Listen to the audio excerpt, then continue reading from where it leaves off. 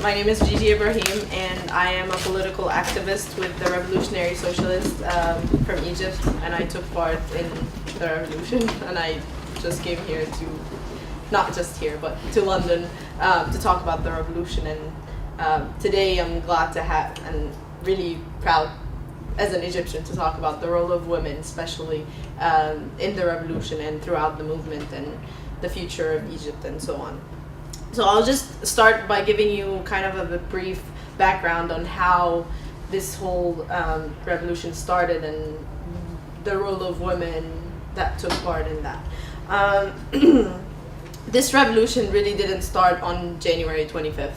It was a brewing process since starting with the Second Palestinian Intifada in 2000, when people actually started taking to the street after a decade of not mobilizing at all in the 90s with the repression on the Islamists. So people went out to the street for the first time in a long time in solidarity with the Palestinian cause, in a kind of anti-imperialist sense. And then you had the 2003 US invasion of Iraq that increased that sentiment and made it even more aggressive. People actually took to Tahrir Square for a couple of hours, not necessarily for days, and not, definitely not with the masses that we've had in on 2000, like this year, to January 25th. Next came along Mubarak running for president for the fifth time in 2005, and there was mass mobilization, anti-Mubarak continuing his rule, and birthed the Kifaya movement, which means enough, and it exactly stood for that. Enough of Mubarak, enough of imperialism, enough of corruption and repression and lack of democracy. But that movement obviously died down after Mubarak had won yet another fifth term. But it was helpful in the sense that it made people go in the street. It wasn't in a mass way like it happened in 2011 or even in 2010, but it was something new, it was something different, and the masses had mobilized. And that completely triggered another new wave of labor movements mobilizing and striking, especially in Mahalla, which is the biggest textile mill in the Middle East. Around 30,000 workers that increasingly got cut and shut out. Until now they are only about 25,000. In 2006, Mahalla had a wave of strikes, gaining some rights regarding wages and pensions and so on.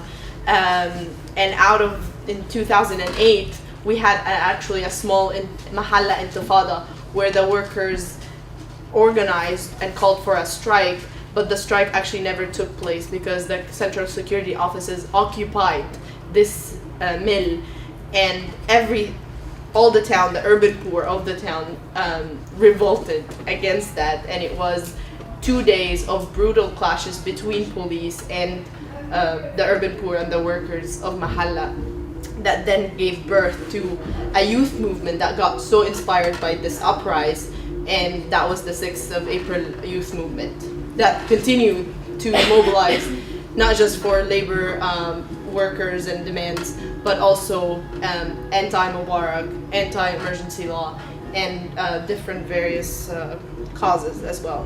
In 2010, Egypt had faced basically the highest number records of strikes, protests, sit-ins, not just in Cairo, but in Alexandria, in Suez, Sharqiya, and different governance. And every step of the way it escalated. The death of Khalid Said, which is 21-year-old boy who got tortured, beaten to death by the police in Alexandria, and then accused of being a drug user. That was a case that mobilized a lot of youth, saying that we're all Khalid Said, we're all subjected to this kind of treatment under a brutal regime like Mubarak and under the emergency law. Then you got the parliament election that was a circus. It wasn't even an election. It was obscenely rigged, overtly won by the National Democratic Party, which is the Mubarak regime, winning 97% of parliament to NDP members.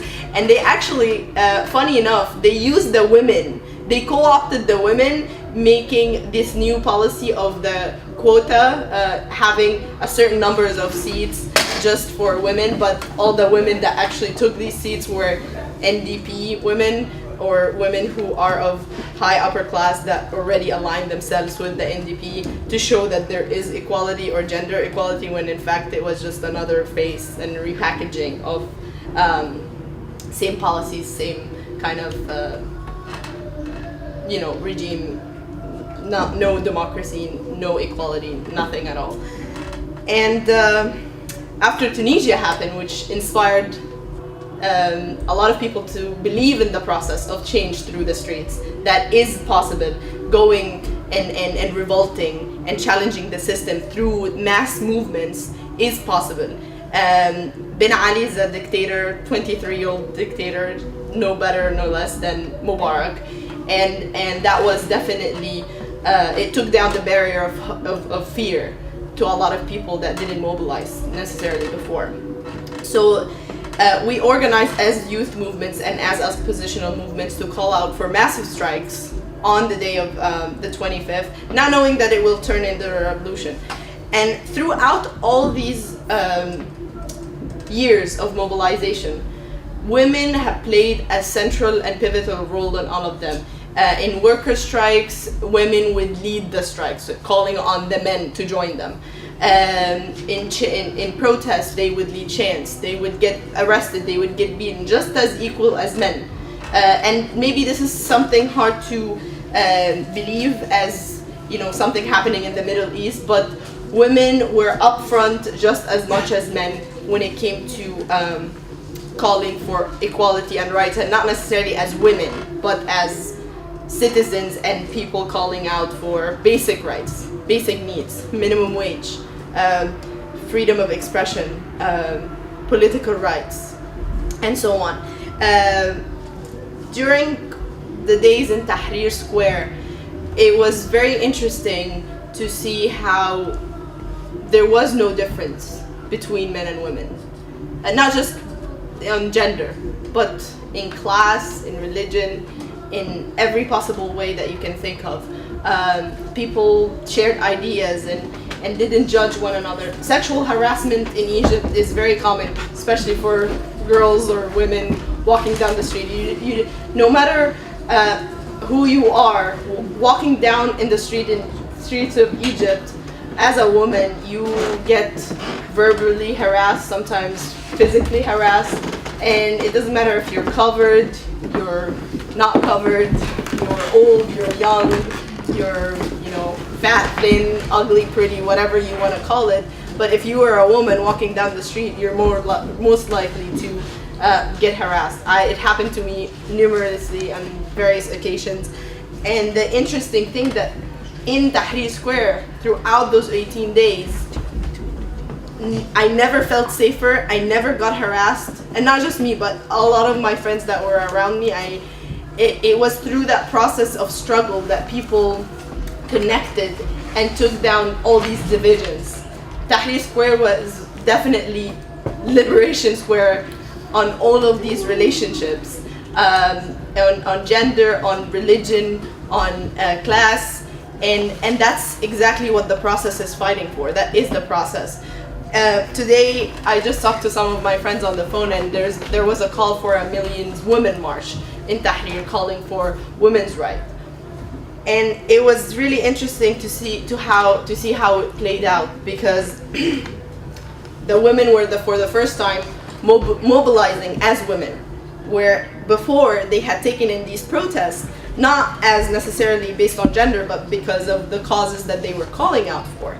And what happened today in Tahrir Square is that these women got harassed, and there was an anti-women's protest saying how it's not the time for women to call for their rights. while on the same at the same location, at the same place, 10 meters away, there was a protest joined with Christians and Muslims calling for unity. And that's so progressive, and yet this is something so still backwards, you can say. So this contradiction just shows you that how revolution is full of contradiction, and those exploitive relationships, those divides between these relationships. Sometimes they work on different levels to break through to them. Maybe, the divide between the men and women is so deeply rooted that it's gonna take much longer time to fight. Whereas something like sectarianism, the divide between Muslim and Christians, that really never existed between the people, but it was instilled and enhanced by the authoritarian regime, is breaking away and is definitely going in the right direction. So I don't know if I should maybe open it for questions, or do you do questions, or because I feel like I don't want to keep talking, and maybe you have certain things that you want to know in particular about anything that I said, or. I think we can have a few minutes of questions before the next speech. Yeah. Okay. That would be great. Yeah, absolutely. Go ahead. Yeah, I have a question. This might be completely naive, but not knowing anything about North Africa or about the traditions or about the likely changes, I wondered about the possibility. How is this likely to affect Palestine? Mm-hmm. And is Gaza going to be opened up? And are the Egyptian people going to go and free up the place? Or is that just naive and impossible? I don't know. No, it's not a naive question at all, or hope at all. It's definitely something the oppositional movement in Egypt had mobilized for years to open the Rafah border, to lift the siege on Gaza, and the solidarity that we feel for the Palestinian is definitely there and has been there, and the government has always tried to suppress it and ignore it, because they do have other interests with the US and Israel that they're protecting. And now for the first time you're going to have public opinion matter. Yeah. And the public opinion, largely, especially on the left and labor movements, don't want Camp David treaty anymore. They don't want to export gas to Israel, and they definitely are in support of the Palestinian cause. So I see it definitely being a good and positive impact on the Palestinian question. And we've always said the path to Jerusalem passes through Cairo, and we're halfway there. So this is definitely good. Yeah.